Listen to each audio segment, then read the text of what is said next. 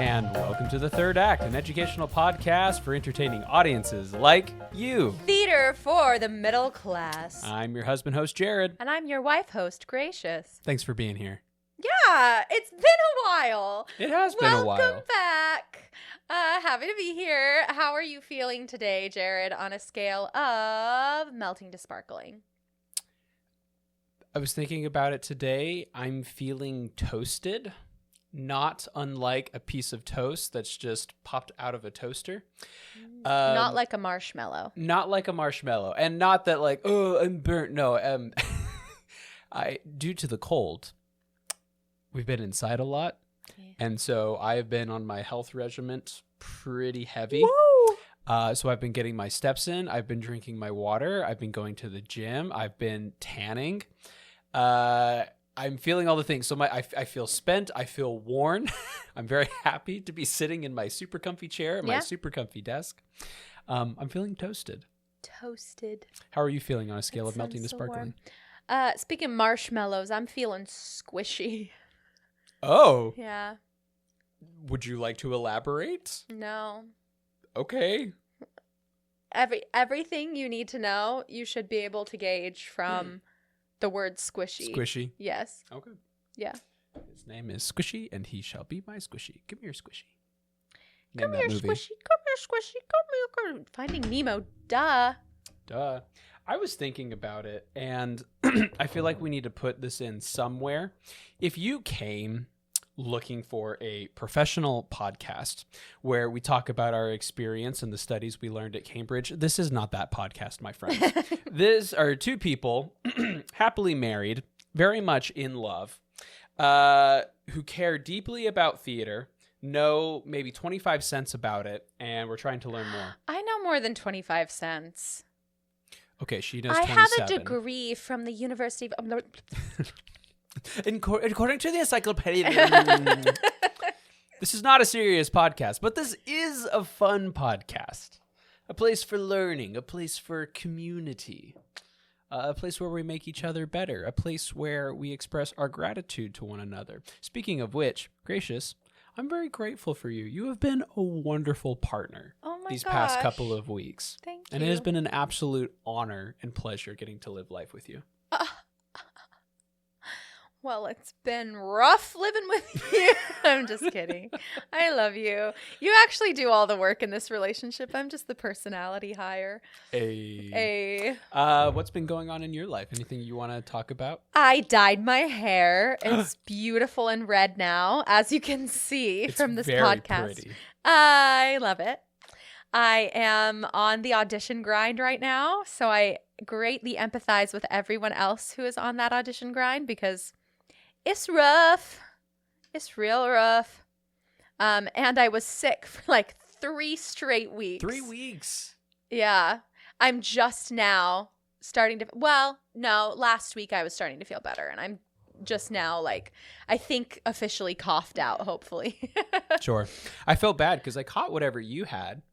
And I was like, oh, I'm so sick. And then 3 days later, it was fine. Got sick, I think, on, like, New Year's Eve. And then I was just sick. And then I like felt a little bit better. And then I got sick again. And then I felt a little bit better. And then I got sick. Yeah, it's been something else. But yeah, those are the important things is auditioning and my hair. Yeah. Yeah. What about you? I really enjoyed getting to spend the holidays with my family. Shout out to the Matson fam. Before we left for family vacation over Christmas, we auditioned for Secret Garden. I was offered a role in a community theater production of Secret Garden. More details to come. So I look forward to that starting because I've been without a show. We have also been brainstorming about, we take Halloween very seriously here in the Matson family, and we've been brainstorming about ideas that we want to dress up for Halloween. We've yet to land on something, but we've created a graph because I'm a nerd to help us whittle down our options. So we'll probably have a decision for you at the next podcast. More info to come. And shout out to anyone who's experienced the great snow that has blanketed pretty much all of America, unless you live in Arizona or California, in which case you have no clue what we're talking about. The great snow that was very powdery. It was very cold. It then turned to ice, so nobody can shovel it. Yeah, it's pretty and everyone's bad. breaking their shovels trying to move it. And now has just been really, really cold. And so the snow isn't moving and cities are panicking. Right now we have construction crews just digging up the snow and loading it into dump trucks. Is that what they're doing? They're hauling it out of the city, yeah. Bless them. Mostly the parking has been a nightmare. It's been atrocious. In the city. And we don't even live in a big city, but it's bad. Yeah. A friend was sending me a video of Philadelphia right now. It's pretty bad. I believe it. Yeah, it's a mess.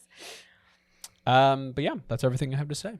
All in all, life is good. No complaints. Yeah. We're just chilling. Do we have any business we need to talk about for the podcast? Well, we're back. Welcome back. We're going to try to put out an episode every week now. So you can look forward to another episode next week. And the week right? after. And the week after, and the week after. Unless something occurs. Right. We are humans, and this is a hobby podcast currently. So it is literally a hobby podcast. What is going to happen will happen, and we'll let it happen. But as of right now, we have things planned for the upcoming weeks, and our episodes are going to be a little shorter now. I don't know. You're the one who's been doing all the work. So do we have any other business? Updates? That's all I got. Okay. Just that I really love and appreciate everyone that's listening. Because, to the five listeners we have, like, hey, you're the ones that keep us going. You're the ones we do it for. We would probably make a podcast if it was just Gracious and I, but that would be so silly. Yeah. So to the 5 people listening, you guys make it worth it. We'll say it again at the end, and we'll give you more information. But you are, at this point, the podcast is so young. If you send us an email with a request, that's probably going to be our next episode. Yeah. So get in now while you can. If you have any comments, questions, concerns, dreams, wishes, or blackmail, get it in now while you still can. Please don't blackmail us. Hey, do you want to talk about a show? I would love to talk about a show. What show are we talking about? Let's take a trip to a quiet, snow-covered corner of the world. Welcome to Almost Maine. I don't think I ever asked you while I was writing this. Are you familiar with Almost Maine? I have heard of it. That's it. That's it. Like I'm presenting this to you for the first time. I think a friend was mentioning it to me one time. Like one specific scene, but yeah, no, I don't really know a lot. I'm very about familiar with it. I've had the chance to see it. Well, a couple of times. it's crazy. It's like you've studied it or something. Yeah. Cool. Well, hey, guess what? Back in 2002, playwright John Cariani. Yeah, that's the one. Cariani. Good job. Do you know him? No. Oh, well, I'm going to talk about him. John Cariani. It sounds kind of familiar, actually. He brought the earliest version of this beloved play to life at the Cape Cod Theater Project. Just 2 years later, in 2004, the show had its first full production at the Portland Stage Company in Maine. I know that company. And let's just say, audiences were hooked. The play shattered box office records, won over critics, and set the stage, literally, for what would become one of the most frequently produced plays in North America. Now, you might be thinking, great, it had a hit regional premiere, so what happened next? Well, in 2006, Almost Maine made its off-Broadway debut at the Darrell Roth Theater under the direction of Gabriel Barr. The production featured a stellar cast, but despite its promising start, the show's off-Broadway run was surprisingly short, closing after just 1 month. Here's where things get interesting. While some plays fade away after a brief New York run, Almost Maine did the exact opposite. It skyrocketed in popularity. High schools, colleges, and community theaters couldn't get enough of it. In fact, over the past decade, it has claimed the title of the most produced play in North American high schools. And it didn't stop there. The play has been translated into more than a dozen languages and performed in over 20 countries. Dang. Boom, mic drop. It can be played with as few as 4 actors, as were the original productions, or as many as 19, making it incredibly flexible for casting. Sets can be as simple as a bench and a table, or complex as some productions with LED screens, projections, elaborate sets, and real falling snow. I've also seen it performed at one-act competitions because you can cut the show in half and it still packages fairly well. Nice. So I've also seen it performed at one-act competitions. And if you're the kind of person who loves to dig deeper into the worlds of your favorite plays, there's even a novel adaptation bringing the magic of Almost Maine to the page. Was the novel adaptation made After. Oh, that's surprising. That's cool. This is an original work by John Cariani. That's so neat. I say playwright. He's also an actor, and we're going to talk about him more in a future I've heard episode. the name. Yeah, we're going to go to him in depth. I almost want to look up a picture of him because I think I know who he is. Oh, you should. But that's cool. The most produced play in North America. To date. Wow. Tell you what, you look up a picture, and I'm going to give you some reviews that people had to say about the Give show. them to me. The New York Times reviewed the play in 2006. It was a little mixed. A comedy comprising almost a dozen 2-character vignettes, exploring the sudden thunderclap of love and the scorched earth that sometimes follows John Cariani's play, will evoke either ahs or icks, depending on your affection for its whimsical approach to the joys and perils of romance. The New York Post said, mega hit Almost Maine lands somewhere between Norman Rockwell and Our Town, and cited that it was unabashedly unhip. Unhip. I know. Strong words. The New York Daily News said that Almost Maine's charm is real. It packs wit, earns its laughs, and like love, surprises you. Cute. It sounds like a cool show.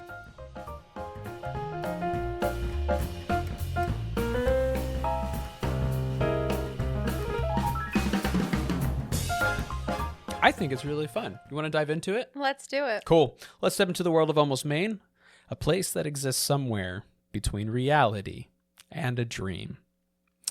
We begin with a prologue. Music. It is a cold Friday night in the middle of winter in a small town in northern Maine. A field of stars, a clear, cold, moonless northern sky, serves as the backdrop for the entire play. Lights up on Pete and Jeanette, sitting on a bench in his yard. They've been dating for a while, but tonight, Jeanette takes a bold step forward. She pauses for a second, bites her lip, and then blurts out that she loves him. I think the biting of the lip is... I don't know. Is that what it says in the script? No, but it's what it says in my head. Okay. That's just like... I think it's so... It doesn't really matter, but I just think it's so funny when the direction is biting her lip. Because how many people in real life actually do that? I do all the time. Probably like once every 5 minutes. You never looked over and you just see me just... No, I'm not I'm not talking about biting of the... I'm talking about like intentional biting of the lip because you're thinking. Like when I'm thinking, I'm not going... like, I don't know. It's just funny. I think we also follow different celebrities. I think I spent a day on TikTok and we just went down a hole where it was just celebrities lip biting, and like it has ended and started people's careers.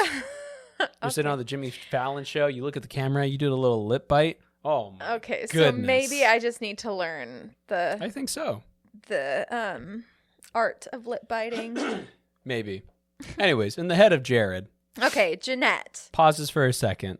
She bites her lip. And then blurts out that she loves him. Pete, caught off guard, eventually says it back. But then Jeanette talks about how she enjoys being close to him. But then the conversation takes a turn. His mind drifts into a bizarre theory about distance, and he rambles by saying things like, if you think about it in a different way, you're not really close to me at all. He grabs a snowball to prove his point and continues. Assuming the world is round, like a snowball, the farthest away you could be from someone is sitting right next to them. If I'm here and you're there, he drifts off in circles of circumstance around the little circumference around the little snowball, suggesting that Jeanette is actually as far away from him as she can possibly be. And just like that, the moment unravels. Jeanette sighs, frustrated, and walks away, leaving Pete sitting alone in the crisp Maine air. This isn't just an opening scene. It's the heartbeat of the play, a promise that love is almost never as simple as it seems. Oh, so Pete and Jeanette are not together. He just had a philosophical thought, and that was it for her. She was like, I'm done. No more. I mean, they confess their love to each Can't other. stand philosophers. I'm leaving you. You think you're Aristotle? I'm out. That's enough, Plato. Some people can't handle the philosophy. I can't. You know, the great minds of the world, they're never happy in love. I mean, but she also just confessed, like, her deepest, truest feelings to Pete. And he and goes, then he confessed have you ever his thought about a feelings too, snowball? though. You know, he did. That's the thing. So I realized They I weren't never meant for each stated other. why I wanted to talk about this show and why I wanted to release it now. Like I said, it takes place in Maine, which is very cold for probably most of the year. So it matches that we're in the winter months. It's a story entirely about love. So shout out to all my February 14th folks. Bring you a love story. And then it's also a little bit whimsical. And I don't know. I think February is a really fun time of the year. Besides Valentine's Day, it doesn't have a whole lot going for it. Besides, unless it's your birthday. And like January is so specific, right? And then we have springtime. But like February and March, there's not a ton of celebrations. There's not a lot of plans happening. So it's this kind of mystical time in the calendar.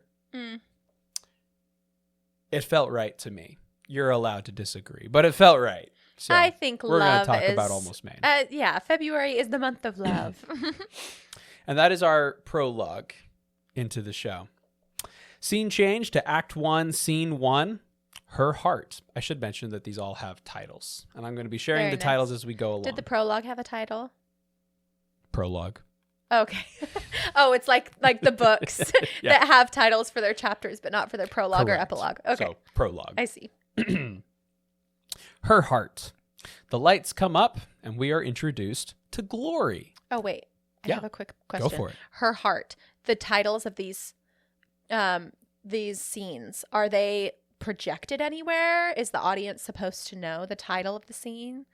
Excellent question. Maybe they're Nowhere in in the the program? script does it say. I feel like I saw it in a program. Just didn't know how important the titles were. As important as you want to make them. They're fun. They're witty. They're often very poignant. So I think it's worth including.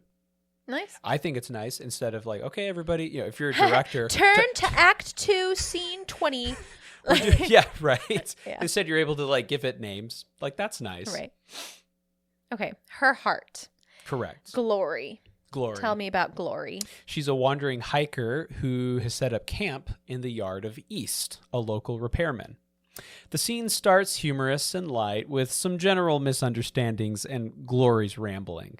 She pulls out her brochure, which states that people in Maine wouldn't mind. They are different and live life the way it should be, and that they'll let complete strangers camp out in their yard without charging a cent. Thus, why she's in his backyard. Pop quiz for the day. How many states does Maine touch? Well, as we know, I'm not great with states. I just mixed up Alabama and Arkansas the other day. It's fine. 1. Hey, good job. You got it. Right? Because Yeah. it's either Vermont or New Hampshire. Ooh, I wasn't going to go there. I was just going to say that Maine is the only state that touches one other. Oh, we don't get to know what it is? I don't know. What do I look like? A You didn't states look guy? at- I'm a musical theater guy. I thought the pop quiz you would have the answer. What? No. I guess I'm going to look up my U.S. map again. Please do. Because I had to see the other day if Alabama was Touching next the to ocean. the ocean. And it was. Arkansas doesn't. That's why I was Correct. confused. New Hampshire I was correct. New Hampshire. Okay. Well, I think I said Vermont, but whatever. New Hampshire. It's important to the story. Glory talks about it because she's like, it separates Maine from all the other states. True. And it's very far northernward. And it's what she say? In the United States, it's the only place where you can go. You can see the northern lights. It's not the only place, but one of the few. Alaska. What about Alaska? What about Alaska? That guy. Nobody cares about Alaska. Alaska doesn't count. It's a different Anyways, story. she goes on to share many other facts about Maine and its importance. And it kind of, I think it's here because for us as an audience member, if you're not familiar with the state, it helps to set up the time and the place and where we're at, right? Yeah, for sure. I meant to write it in and I didn't, so I'm going to say it here. The other thing that's really fun, and if you do Almost Maine well, is you can have a lot of fun with the costuming. The first production that I ever saw of it was stellar. Shout out to their costume designer, because everybody's in like big coats and hats and scarves and right. You know, like it's really fun and often mismatched because these aren't fashion models, right? Mm-hmm. They're just people often stumbling out of their house and finding some stranger camped out in their backyard. So they're not put together at all. And that's also reflected in the dialogue itself. These are not professional people speaking eloquently. These are people caught off guard by people proposing or being in places they're not supposed to be. Mm-hmm. And so it's a very fun, casual show, not one that you would wear your tuxedo and top hat to. Right. So they're not having parties. No, it makes it fun and consumable. Glory elaborates that she is here to see the Northern Lights, believing they'll help her say goodbye to her late husband. But there's something else. She's carrying her broken heart in a paper bag. East, confused but captivated, I would be confused too, finds himself drawn to her. After some more conversation where Glory talks about her travels, East responds by informing that he is not a lobster man, as the stereotype suggests, and is instead a handyman who enjoys fixing things. East takes over the conversation at this point by explaining that Glory will never find the town on any map because, in order to be a town, the citizens needed to organize themselves. They just never really got around to it, so they are almost a town. And thus, the title of the show is revealed. Small people in a small almost town in Maine talking about love. Oh my gosh, does that mean that they don't have to pay taxes? You know, I never thought about it. No one ever talks about money in plays anyway. Money doesn't exist. Money's no object and people never work. Not in musicals, at least. Of course, no. But this is a play. This is a play. You're right. I don't know. I guess we'll have to travel to the territory and ask, hey, do y'all pay taxes up here or not? I'm sure they pay taxes. They probably pay tax to the state and the federal government. But maybe they don't have local taxes. But then who fixes the roads? Just whoever? Probably just whoever the moose feels and the beavers. like it. East, because he's a handyman. Oh, East, because he's the handyman. Yeah. Fixes all the roads. Fixes all the roads. That's actually his job. And everybody pays taxes to East because he's the one who fixes the roads. Yeah. That's how he gets paid. As Glory talks about latitudes and longitudes, she lands on the topic of the paper bag in her hand, which she claims holds the 19 broken pieces of her heart. This event took place after her husband left her. She was rushed to the hospital and received an artificial heart, but continues to carry her broken heart with her in the bag. She brought it with her to say goodbye to her husband. East asks more questions, and as the conversation picks up speed, overlapping with questions and rebuttals, Glory blurts out that when her ex-husband came back wanting to get together, she killed him. East stumbles back in shock, and the audience erupts into laughter and ooh. What? That's not funny. Glory explains herself in a humorous way, and the full truth is revealed. What's the full truth? Well, you'll have to watch the show. Wait, we don't... I can't tell you. Did she kill him or not? You'll have to watch it. Oh, okay. So you can't give spoilers. As she struggles to find her words, East embraces her, and Glory kisses him, square on the lips. The feeling of the scene shifts. The moment is charged and awkward. East makes a quiet promise. If her heart is broken, he'll fix it. He's a repairman. He fixes things. It's what he does. As the northern lights dance across the sky, she's able to say goodbye to her late husband, Wes, and say hello to her new love, East. What? That's crazy. Mm. Somebody confesses murder to you and you're like, I'm going to give them a hug. And then they're like, I'm going to kiss you. I mean, in almost Maine. It's a mythical place. Anything can happen. Anything can happen. You can be a murderer and still find love. I think murderers can find love. I don't know about that. I think it's possible. Yeah. A little odd, but yes. Fair enough. Anyways, I didn't come on here to talk about what murderers can and can't do. Next scene? Next scene. Next scene. It's called Sad and Glad. Lights fade up on Jimmy. Okay. Yes. Okay, stop. So there are just different people in each of these scenes. Oh, so it's one of those, it doesn't follow one group One of character. people. No, it is No. a series of vignettes. Okay, it's a vignette play. Mm-hmm. Oh, and that's why it was with 4 actors, but it could also be with 19. Correct. Gotcha. Yeah. Wow. So that's why. That's good. Cool. Thanks for asking. Vignettes. Probably should have said that earlier. That's okay. I just, I was like, oh, well, Glory and East, those aren't the Pete and Jeanette that we saw before, but then that was the prologue, so I kind of, it didn't, but I see. Correct. So vignettes. It's just Every a bunch of scene small is like stories. different people. Correct. Cool. All talking about a similar topic. Love vignettes. You got it. Okay, sad and glad. Correct. The Jimmy. lights fade up on Jimmy, sitting alone at a table in a back corner of Almost Maine's local hangout bar, the Moose Patty. He's nursing a couple of buds. He's a well-meaning guy, but clearly sad and in a rut of some kind. As the scene begins, he bumps into his ex, Sandrine. He's hoping for a second chance. Jimmy struggles to explain himself as he often just repeats himself again and again. As Jimmy talks about his work, his fish dying, Dying? and his loneliness. Is he a fish farmer? No, he just had a pet fish named Spot. I thought the fish dying had No, to it do is really with funny. his He's work. like, oh, and then Spot died last year. She's like, oh, I'm sorry to hear that. Yeah, he was a good fish. As Spot's clearly the name of a dog. Anyways, it's a funny play. Yeah. It's funny. And his it talks about work, fish dying, loneliness. His loneliness, of course. Talking about so many things. Sandrine shares that she's getting married tomorrow. She's actually at the bar because she's there celebrating her bachelorette party with her friends. Awkward doesn't even begin to cover it. And just when things can't get any worse, Sandrine spots Jimmy's attempt at a heartbreak tattoo on his arm. The word villain. But it's misspelled as villian. Oh. But in a strange twist of fate, the waitress at the bar also happens to be named Villian.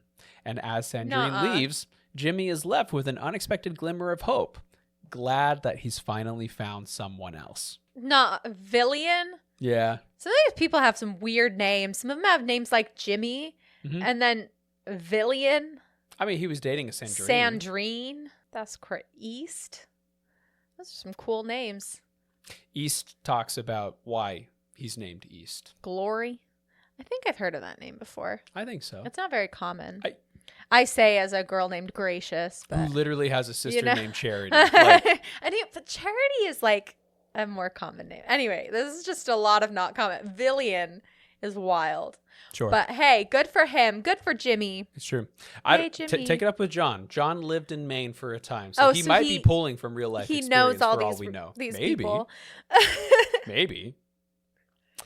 I think the scene looks really fun because Jimmy is dressed and acts like a total slob. And Sandrine is there all done up for her bachelorette party. So already we have really strong contrast. I also think The scene can be played really well if there is background ambiance and music playing in the background. That can really help sell the fact that, like, oh, we're in a bar and not sitting out in the quiet, cold air of Maine. I will say that the scene is very difficult. It's difficult enough to act out because it's very awkward, right? These characters are speaking over top of themselves. Jimmy keeps repeating himself again like a broken record. And then it's made even more awkward by the waitress interrupting the conversation and realizing what's going on. So the waitress, she's a character where if it's played correctly, it could build up the tension. If it's played wrong, it can tear down all your work and kill the energy of the scene. So to any director that's listening out there, make sure that your villain can nail both the timing and the delivery of all her jokes. It sounds like this whole show, you kind of need some good comedic actors. Yes. Well, because a lot of the I'm not watching it right now. A lot of the humor seems very tongue-in-cheek and seems very subtle almost. Is that a correct assumption? Yeah. I was about to say dry. I'm like, it's not dry. It's subtle. It's subtle. But in order to make subtle comedy work, you have to have actors who understand comedy, who know how to deliver a joke, and who also understand how to read a script in a way that because subtle comedy sometimes isn't played as comedy to someone who doesn't know what comedy is, right? You have to be able to read a script and figure out where the jokes are. True. And if you can't tell where the jokes are, you're kind of screwed. Right. So yeah, it's interesting. Well, it's probably a good master class. That's probably why so many high schools do it. It's probably a good master class in comedic timing and acting, and do lots of exercises. One of the many reasons. And the fact that it's in little parts, it's little vignettes, so you can pass it around to all your students, right? Everyone gets a chance. And no one's left in the dust. It's almost like scene work. Like you can 100%. You can do very specific instead of having to launch a whole production, it feels more like scene work in a it is a whole production. No, I know, but because it's in vignettes, you can kind of do the individual scene work. Sure. Like I feel like this would work really well in a class setting. Sure. Like if you assigned everybody to a scene or something and then you came together, and I mean, you have to make it one story. Like it has to make sense all together. True. You need a through line. Right. But because it is vignettes, you can kind of have fun with, I don't know. I think that would be a fun way to do it. Yeah. Like I think we should do this. We should just like incorporate some of our friends and we each have a scene that we learn on our own and then we come together and do it. Genius. You would like to put on a production of Almost Maine? I don't know. I'm bored. Might as well. Okay, cool. Let's do it. I got nothing going on. Yeah, it's not like you don't have productions coming up or anything. No, of course not. Whatever. Secret Garden. Sad British girl. Have you ever used a public laundromat? Like a laundromat? So have you ever used one? A laundromat? Yes, I have. Nice. It's something else. Truly. I'm so glad we don't have to go to one right now. The very first one that I ever used was, and I didn't realize at the time, the epitome of class and style. Really? It was super nice. In Southern Virginia? In Virginia. It was super nice. Wow. So it wasn't used very often. And they had like just built it and renovated. Anyway, so I thought like, oh, this is what all laundromats are like. Laundromats are like. It's not. It's a chaotic place. It's a jungle, but they're important, right? Got to wash your clothes. So to anyone who's ever been in a laundromat, keep that in the back of your minds as we go into this next scene, because that's where this next one takes place. The play leans into its surreal charm. In this next scene, This Hurts. That's the title. This Hurts. Okay. Where Steve, a man who literally can't feel pain, meets Marvelin. That's another crazy name. Steve. Basic. Marvelin. Who's just trying to get her laundry done.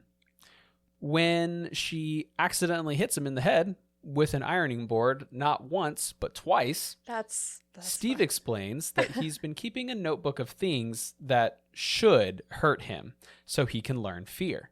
He explains by saying, "So I won't ruin myself. I have to know what hurts so I know when to be afraid. See, my mind can't tell me when to be afraid because my body doesn't know what being hurt is, so I have to memorize what might hurt. Things like bears and guns and knives and fire and fear. I should fear fear itself. And pretty girls." He goes on to explain that his brother Rob tells him that pretty girls will break your heart, and it's true. They will. Watch out for the pretty girls.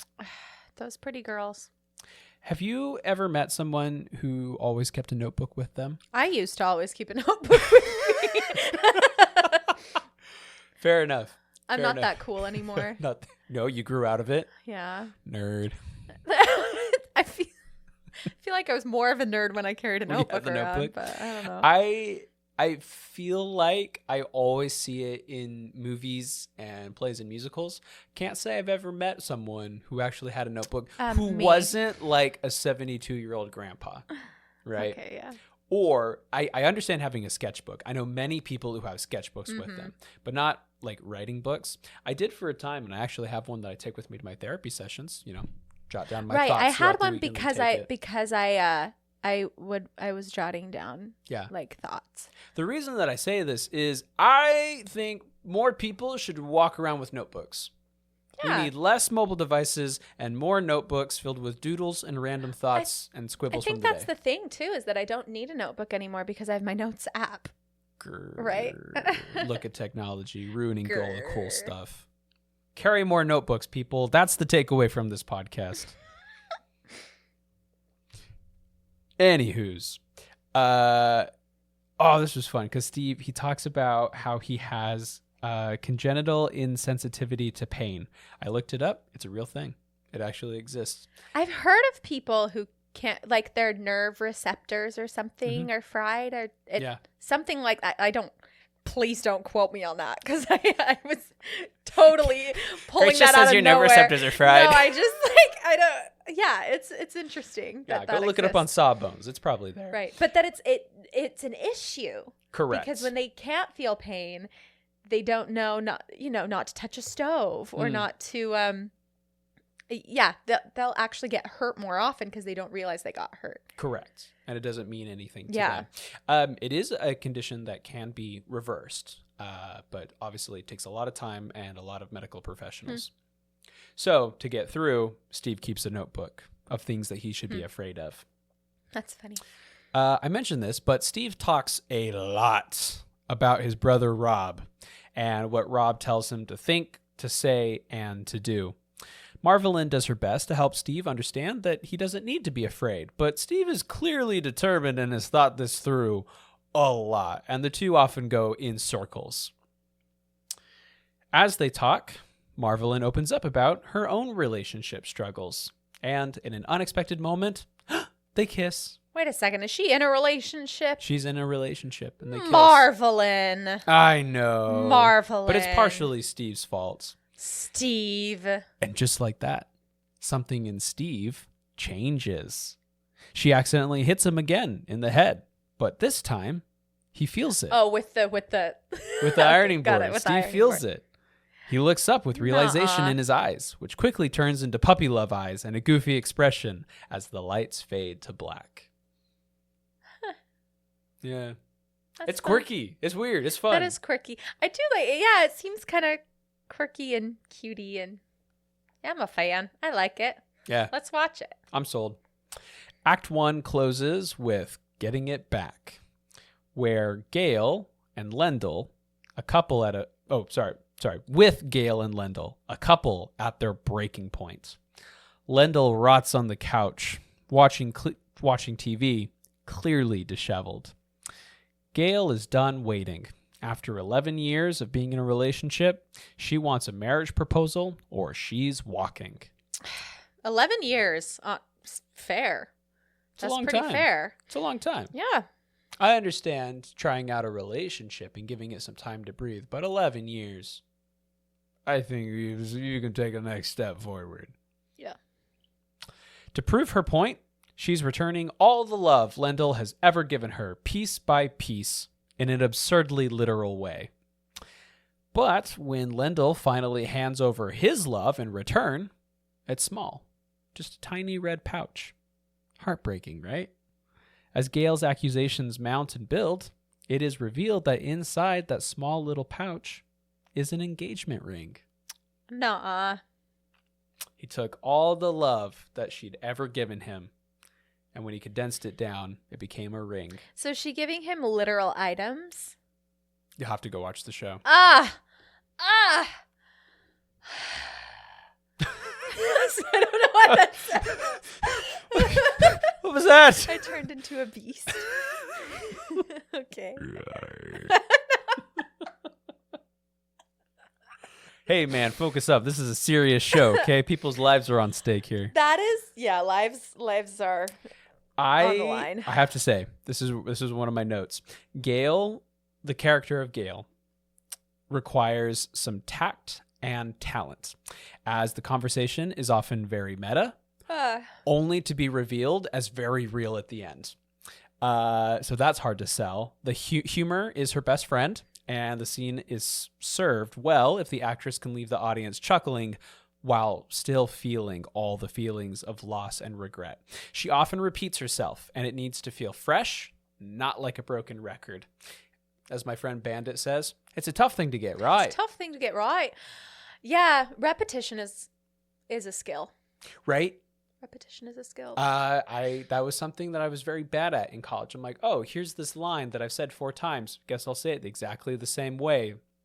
And one day my dear professor took me aside. I was like, hey, Jared, don't do that. Change it up. If you're saying something again, it's clearly because the person that you're talking to isn't understanding, and you have to say it again in a different way. Or it's because you have a different realization about what you're saying. Yeah. Yeah. More importantly, it's just because they feel like they're not being heard. Yeah. Right. Which, now that I realize, it's why my mom would always say, clean your room. 100, make your bed. 100 times. I guess I just wasn't listening. I guess you weren't listening. Sorry, Mom. Oops. Any comments, questions, concerns? Comments, questions, concerns about Gail and Lendl? Just about life, man. You know, like, we're just here breaking it down. What is the meaning of life? 42. Yeah, makes sense. There you go. Yeah. That's the end of Act 1? No. Oh. No. I just wondered if that was why you were asking comments, questions, and concerns. You know what? It is. It is the end of Act 1. It is! I accidentally skipped through in my notes. Before the show closes, before Act 1 closes. We do check in back with Pete, who is still sitting on that bench and is still staring after Jeanette. So we do come back to that. Pete's a repeating character. We see him again. Is this all in Pete's head? I don't know. Ask him. I think it's all in Pete's head. It's all in his head. Yeah. He's just having a hallucination. A dream, yeah. A fever dream. He's so hot in Maine. Smoking some drugs. No, not at all. He's sitting on a... Smoking drugs? Okay, dear Evan Hansen. Smoking drugs. Just fix it. You're crazy. So crazy. You know what? You don't even get to ask comments, questions, and concerns anymore. That right's been revoked. I had so many questions and concerns. Smoking drugs. You take Pete. Pete? What's his name? Pete? Steve? Who is this guy? It's Pete. Pete. It is Pete. You done did him dirty. All right. Okay, so that's the end of Act 1. What happens in Act 2? What I was going to say is that much of the play, the way that the play is written, there is music that plays in and out to help serve the story and tie the scenes together. Is this music part of the licensure? I don't know. I haven't bought the licensure. Is it the same music for every production? They recommend using a particular track that was used at the original, but obviously it's up to your own discretion and your own budget to use what works best for you. Right. Cool. Like I saw a production that had no music, and it was still wonderful. The only thing that music does is it helps to continue whatever feeling or emotion the audience is feeling, and it carries over. Plays actually are a lot more powerful with sound design that usually includes music, like some sort of music. Yeah. As we know, even in movies, there's music. Oh my gosh. That's super important. Some of our the favorite score. moments are people just existing in a space with the music playing underneath. Absolutely. Our local regional theater just put on a production of Every Brilliant Thing. And yeah, you asked me like, Jerry, what was your favorite part? Like part of it was just the music, which is silly because it's a guy talking. And one of the things that I loved was when he's just sitting here listening to a record and we're all in the same room feeling together. Well, it's like the first Greek plays even had music, right? You know the what? choruses. You're so right. Plays were made to have music. But not all plays were made to be musicals, but all plays were meant to have music. Just blew my mind. It's true. So it's not essential. I think you could have a really great production of Almost Maine without, but it's usually served You at really least well. need that scene change So music. for example, that's true. So for example, in this little vignette that we see of Pete again, there's no lines offered, but there is material in the script of what's supposed to be acted out, and I think it would be greatly helped with music. So that's why I go on that rampage about music.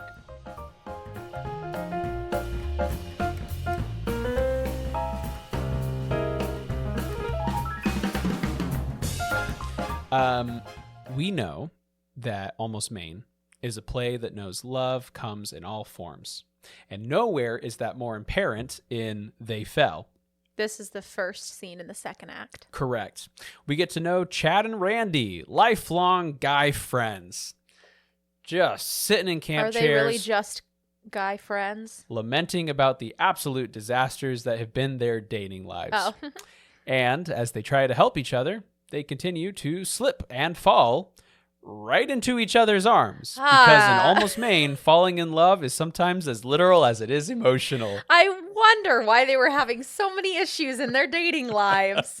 That's crazy. It's nonsensical, it's hysterical to watch, and it should leave your audience in stitches. It's a strong start to Act 2. So that's some physical comedy there, too. Oh, yeah. They're actually slipping into each other's arms. Yeah. That's I like the quite first fun. time I went and saw it, like the audience was just dying. Yeah. It's so just two dudes hitting the floor. Love It was awesome to watch.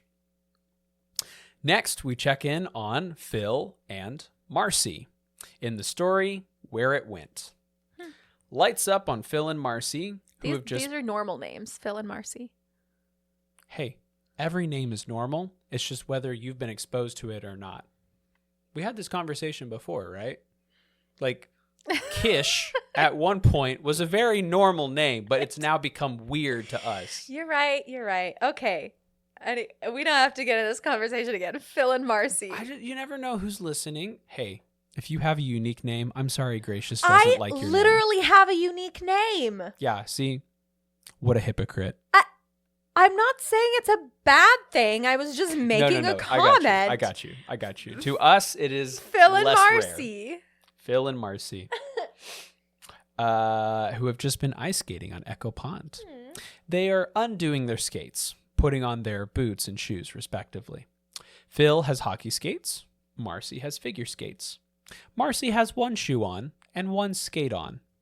They talk about skating, but their relationship is unraveling right before our eyes. Marcy insists she's fine.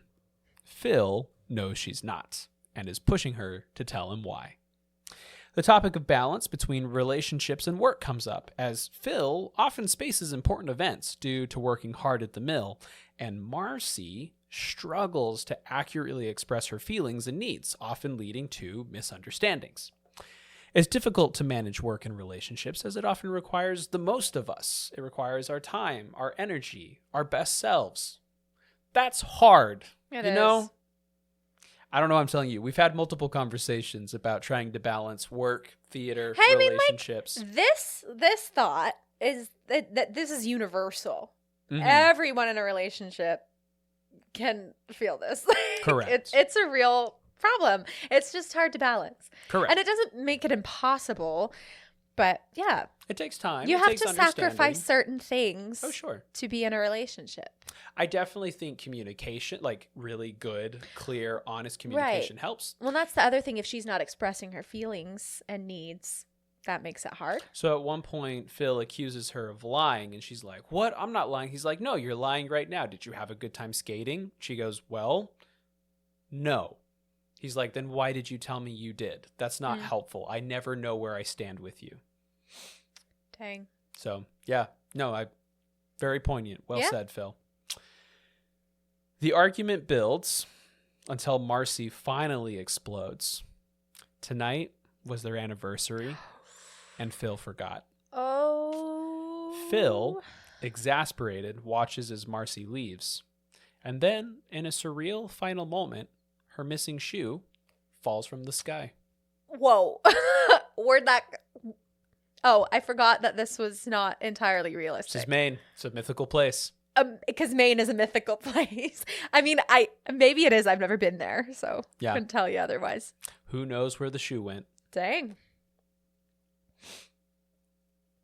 Aw. Yeah. Now, if love in Almost Maine has taught us anything, it's that timing is everything. In the story of Hope, a woman named Hope arrives at a house, knocks, and as the door opens, she begins to spout her thoughts and feelings. Hope once left her boyfriend, Daniel, without an answer when he proposed. Brutal. And tonight, she's finally ready to say yes. But the man who answers the door, he's not Daniel. She's not the Daniel he remembers, except that he is. Time has changed him. He looks different to the point that she didn't recognize that it was Daniel. And they have a conversation for about a good 8 minutes before he finally informs him of who he truly is. Hope had been holding on. Oh, there we go. I was going to say that Hope had been holding on to the past, but Daniel, after years of waiting, had to let go. Years of hope. It's clever. But yeah, no, after waiting literal years. I mean, good for him. You got to move on. Yeah. Hope offers a half apologetic response, and Daniel explains himself by saying, "I don't think you really dashed his hopes, because you dashed someone's hopes. Because if you dash someone's hopes, well, that's kind of a nice way to let someone down, because it hurts, but it's quick. If you had said no, that would have been dashing his hopes. But you didn't say no. You said nothing. You just didn't answer him at all. And that's killing hope the long, slow, painful way. And that's kind of like giving someone a little less air to breathe every day till they die." Dang. And so, as the door closes and she's left alone with her thoughts, Hope finally gives her answer to no one. Shout out to anyone playing the role of Hope. It's a lot of lines to memorize and a lot of things to get right in very quick succession. But that means if done well, it can be really rewarding. In my opinion, this scene feels longer than is needed, and I often feel that it shares thoughts and ideas we've already heard before. However, I've never left someone at the altar, nor have I ever had one of my proposals left unanswered. So perhaps the scene wasn't intended for me, and I'm not the target audience. Maybe not. I do think that this scene is important because Daniel, one of the few times when he actually does speak up for himself, talks about the effects of dumb young love. Emotions run hot, expectations are high, and experience is low. But if you never try, then you never know. It's true. So. You never know. Yeah. But don't worry. Love still finds a way in this final scene. Seeing the thing. Is it Phil again? Nope. It's Dave. Ah, dang. Dave, who is hopelessly in love with Pete. Rhonda. Why did I say Phil? Phil's a guy. Okay. He's hopelessly in love with Rhonda. Dave and Rhonda. And has been waiting for her to catch on. After a conversation about racing on snowmobiles and whooping butts, Dave gives her an abstract painting, his attempt at confessing his love. But Rhonda doesn't get it. Not at first, anyway. But with a little help from Dave and a lot of cheering from offstage friends, Rhonda finally sees the truth. She is loved.